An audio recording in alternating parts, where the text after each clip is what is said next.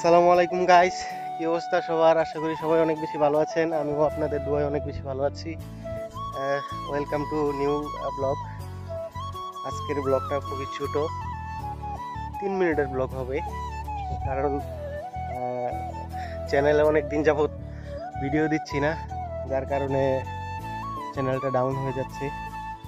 তো সেই সুবাদে আজকে একটা জায়গায় আসলাম। জায়গাটা বেশ চমৎকার, অনেক বেশি সুন্দর।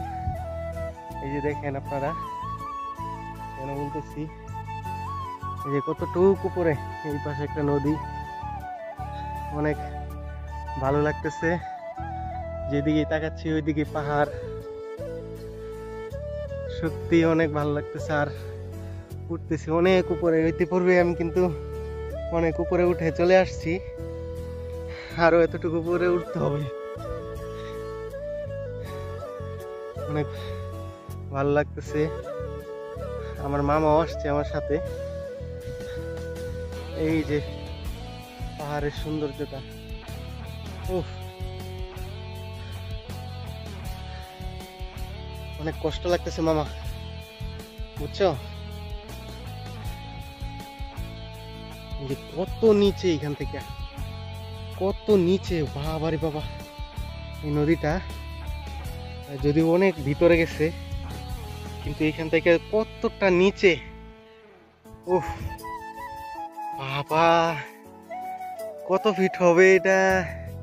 মিনিমাম 250 থেকে 300 ফিটের নিচে কম হবে না, এত উপরে। উফ, আর চারপাশটা তো এটা বলাই বাহুল্য, অনেক সুন্দর।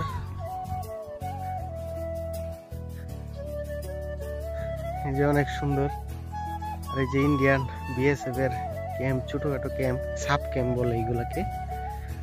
অলরেডি আমাকে এখান থেকে বলতেছে চলে যাওয়ার জন্য,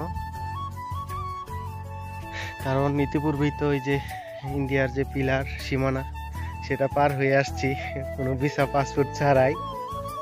তবে জায়গাটা অনেক সুন্দর, এই পাশেও আছে।